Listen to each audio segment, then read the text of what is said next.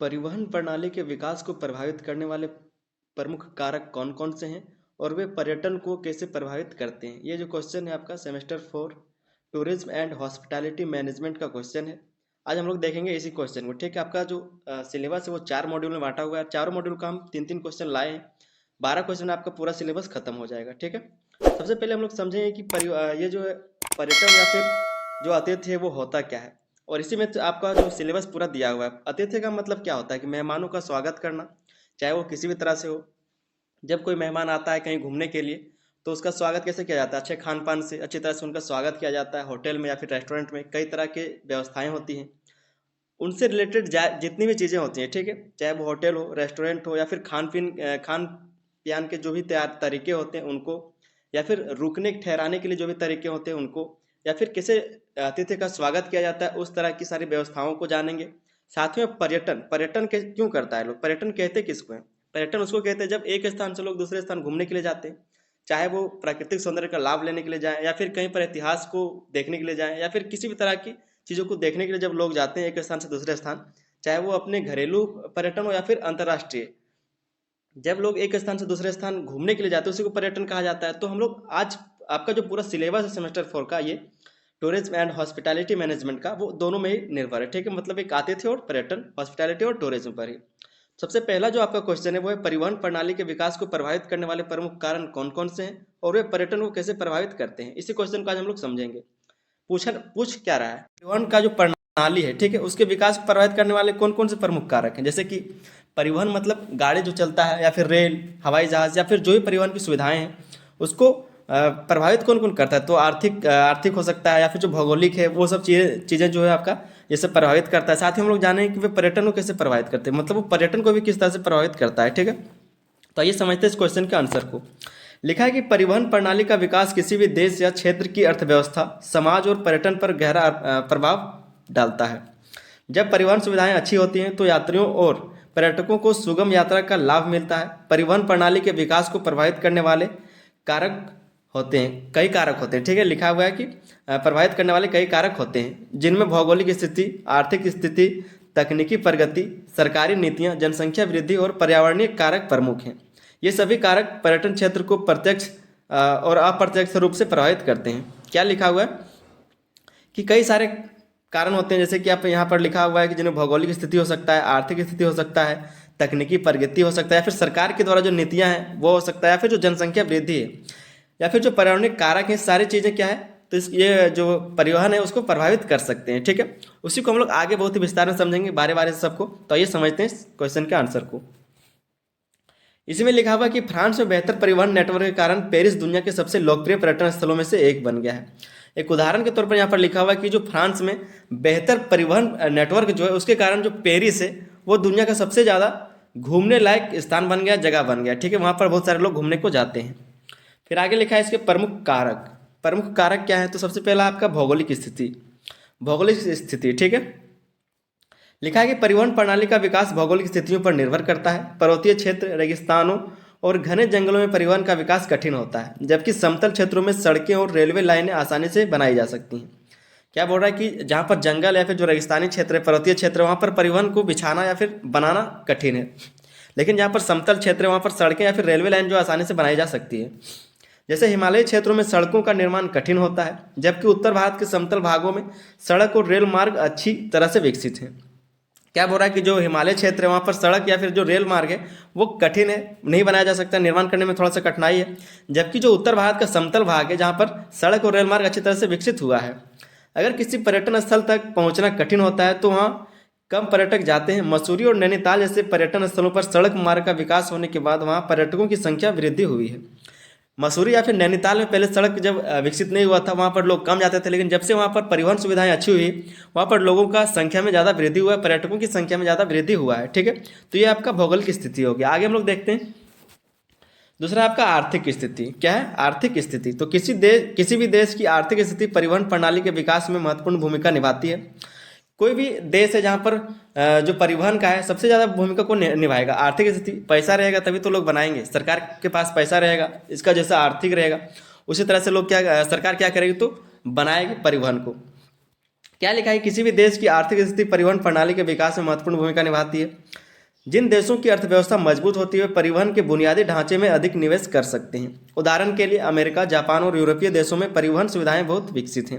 उदाहरण के तौर पर जैसे मान सकते हैं कि अमेरिका में, जापान या फिर यूरोपीय देशों में परिवहन सुविधाएं जो है बहुत ही ज़्यादा विकसित हैं। ठीक है, आप जापान में जाके देखेंगे, जाके तो नहीं, आप अगर यूट्यूब में देखते हैं तो आप यूट्यूब में सर्च करके देख सकते हैं कि जापान का किस तरह से वहाँ पर मॉल बनाया हुआ है, किस तरह का वहाँ पर रोड बनाया हुआ है, सारा कुछ वहाँ पर बहुत ही हाई लेवल का चलता है। आगे लिखा है कि जिससे वहाँ पर्यटन उद्योग भी तेजी से बढ़ा है। दूसरी ओर विकासशील देशों में खराब परिवहन सुविधाएं पर्यटन को प्रभावित कर सकती हैं। भारत में गोवा बेहतर सड़क और हवाई यातायात के कारण यह एक प्रमुख पर्यटन स्थल बन गया है, जबकि इसी तरह की प्राकृतिक सुंदरता वाले अन्य स्थान कम प्रसिद्ध है क्योंकि वहाँ परिवहन सुविधाएं कमजोर है। उसके बाद हम लोग देखते हैं यहाँ पर आर्थिक स्थिति हो गया। फिर देखेंगे हम लोग तकनीकी प्रगति। ठीक है, जहाँ पर जैसे तकनीकी होती है वहाँ पर भी सुविधाएं अच्छी होती हैं। तो क्या लिखा है कि तकनीकी प्रगति से परिवहन के साधनों में निरंतर सुधार हो रहा है। तेज गति वाले बुलेट ट्रेनें, हवाई, मेट्रो रेल और हवाई यात्रा के साधन विकसित हो रहे हैं, जिससे लोगों को लंबी दूरी तय करने में आसानी होती है। उदाहरण के लिए भारत में बुलेट ट्रेन परियोजना और उड़ान योजना से पर्यटन स्थलों तक पहुंचने में लगने वाला समय कम हो रहा है, जिससे पर्यटकों की संख्या बढ़ रही है। जापान में शिंकानसेन बुलेट ट्रेन के कारण टोक्यो और ओसाका जैसे शहरों में घरेलू और अंतर्राष्ट्रीय पर्यटकों की संख्या में वृद्धि हुई है। ये शिंकानसेन है वो जापान की बुलेट ट्रेन है, ठीक, उसका नाम है ये। तो जहाँ पर टेक्नोलॉजी जैसा रहेगा वहाँ पर उस तरह से परिवहन का विकास होता है। जैसे कि बुलेट ट्रेनें बनाई जा सकती हैं, हवाई जहाज़ जो है वो बनाया जा सकता है, मेट्रो रेल बनाया जाता है, हवाई यात्रा के और भी साधन हैं वो बनाए जाते हैं। तो तकनीकी प्रगति भी बहुत अहम भूमिका निभाता है। ठीक है, जैसे कि जिस भी देश में जहाँ पर आप देखेंगे कि जहाँ पर टेक्नोलॉजी हाई लेवल का है वहाँ पर आज जो परिवहन भी हाई लेवल का हो गया है। ठीक है, उसके कारण क्या है, तो टूरिज्म जो है, पर्यटक जो है वहाँ पर बहुत ज़्यादा संख्या में पहुँचते हैं क्योंकि उनका समय बचता है। जहाँ पर आपको अगर 10 घंटे लगता है जाने में, अगर आप वहाँ पर 2 घंटे में पहुँच जाएंगे तो आप आसानी से आ जा सकते हैं वहाँ से। तो परिवहन के लिए टेक्नोलॉजी भी बहुत ज़रूरी होता है। चौथा जो पॉइंट है वो है सरकारी नीतियाँ और योजनाएं। सरकारी नीतियाँ और योजनाएं बहुत कारगर होती हैं। तो क्या लिखा है कि सरकार की नीतियाँ और योजनाएं परिवहन के विकास में महत्वपूर्ण भूमिका निभाती हैं। सड़क, रेल, वायु और जल परिवहन के विकास के लिए सरकार द्वारा विभिन्न योजनाएं चलाई जाती हैं। जैसे भारत में भारत माला परियोजना के तहत हाईवे और एक्सप्रेसवे का निर्माण किया जा रहा है, जिससे पर्यटन स्थलों तक पहुंचने में आसानी हो रही है। इसी तरह उड़ान योजना से छोटे शहरों को हाईवे से जोड़ा जा रहा है, जिससे घरेलू पर्यटन को बढ़ावा मिल रहा है। राजस्थान में जयपुर, जोधपुर और उदयपुर जैसे शहरों में पर्यटन उद्योग सरकार की अच्छी परिवहन नीतियों की वजह से फल फूल रहा है। तो आप उदाहरण में देख सकते हैं कि जो राजस्थान का जयपुर है, जोधपुर है या फिर जो उदयपुर है, उन जैसे शहरों में पर्यटन उद्योग के लिए क्या किया है, तो सरकार ने अच्छी अच्छी नीतियां लाई, जिसके कारण वहाँ पर विकास हो रहा है, वो फल फूल रहा है। ठीक है, तो सरकार की नीतियाँ या फिर योजनाएं जो वो भी बहुत ही कारगर होती हैं। पांचवा पॉइंट हम लोग देखेंगे जनसंख्या वृद्धि को।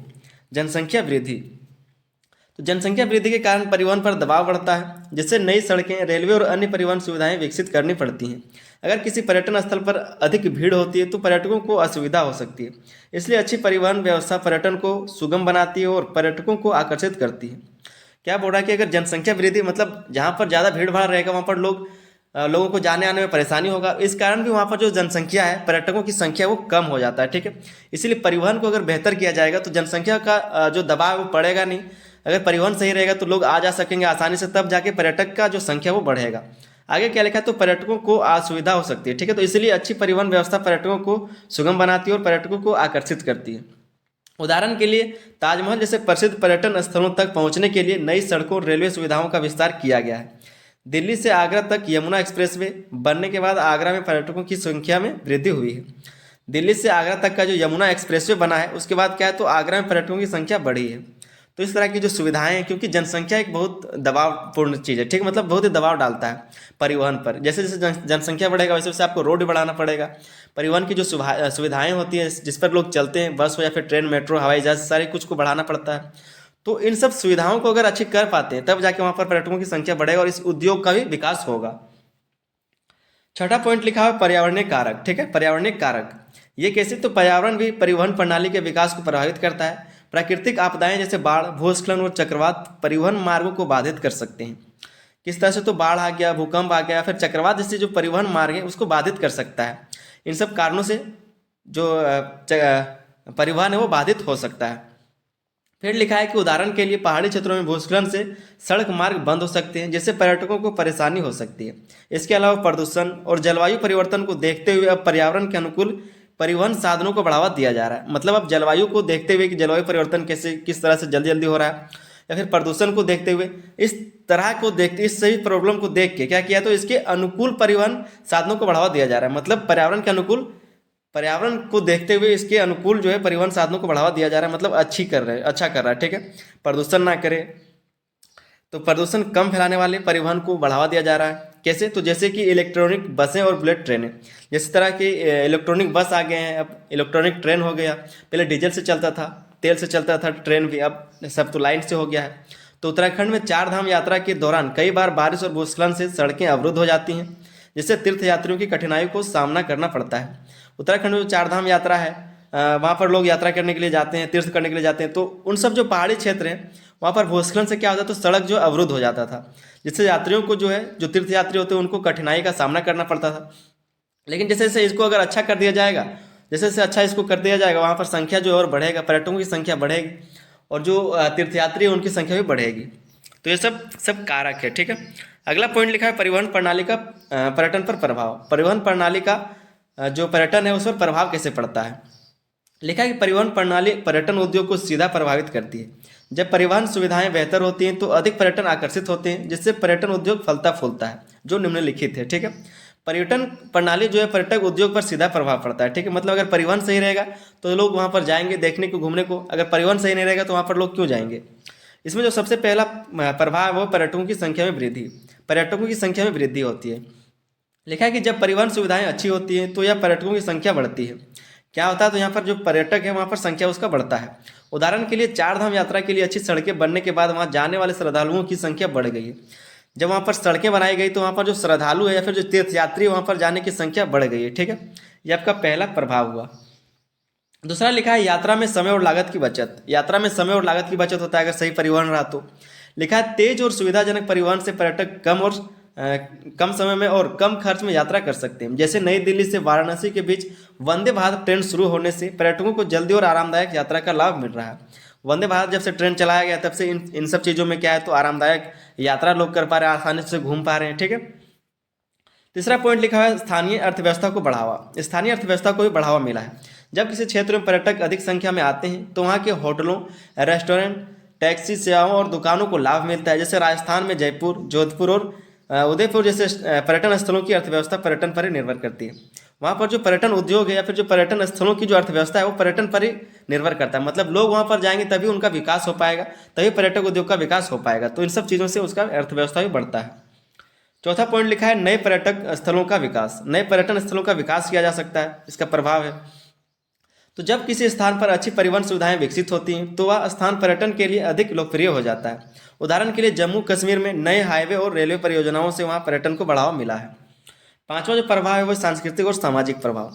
तो अच्छी परिवहन प्रणाली से अलग अलग क्षेत्रों के लोग एक दूसरे की संस्कृति को जानने और समझने के लिए यात्रा कर सकते हैं। इससे सांस्कृतिक आदान प्रदान होता है, पर्यटक को बढ़ावा मिलता है। पर्यटन को क्या होता है, बढ़ावा मिलता है। उदाहरण के लिए हर साल कुंभ मेले में लाखों श्रद्धालु अच्छी परिवहन सुविधाओं की वजह से आसानी से पहुंच पाते हैं। अगर वहाँ पर अच्छी सुविधाएं नहीं होती तो कुंभ मेला, अभी जो कुंभ मेला लगा हुआ है अगर उस तरह से व्यवस्था नहीं किया जाता तो वहाँ पर उतना भीड़ लगता है कि अभी बोला जा रहा है कि 40 करोड़ लोग आने वाले हैं। तो अच्छी परिवहन या फिर अच्छी सुविधाओं के कारण वहाँ पर लोग जा रहे हैं, श्रद्धालु जा रहे हैं, ठीक है। तो आपका कुछ प्रभाव हो गया। उसके बाद एक निष्कर्ष को आप लोग जरूर लिखेंगे। निष्कर्ष में लिखना है कि परिवहन प्रणाली के विकास को प्रभावित करने वाले विभिन्न कारक जैसे भौगोलिक स्थिति, आर्थिक स्थिति, तकनीकी प्रगति, सरकारी नीतियां, जनसंख्या वृद्धि और पर्यावरणिक कारक हैं। सेम आपको वही सब लिखना है, ठीक है। तो इन कारकों का पर्यटन उद्योग पर गहरा प्रभाव पड़ता है। जब परिवहन सुविधाएं अच्छी होती है तो पर्यटन उद्योग फलता फूलता है, जिससे न केवल पर्यटकों को लाभ होता है बल्कि स्थानीय लोगों की आजीविका भी बढ़ती है। इसलिए किसी भी देश के पर्यटन क्षेत्र को विकसित करने के लिए परिवहन प्रणाली में सुधार करना बहुत ही आवश्यक है, ठीक है। तो इस तरह से आपको निष्कर्ष लिखना है। उम्मीद करते हैं बहुत अच्छे से आपको समझ में आ गया होगा। दोस्तों वीडियो पर अगर नए थे तो चैनल को सब्सक्राइब जरूर कर ले, साथ ही अपने दोस्तों तक इस वीडियो को शेयर कर दिए और एक लाइक वीडियो पर जरूर करें, ठीक है। और अगर कोई डाउट है तो आप कमेंट में जरूर बताएं। चलिए मिलते हैं अगले वीडियो, तब तक के लिए धन्यवाद। जय हिंद।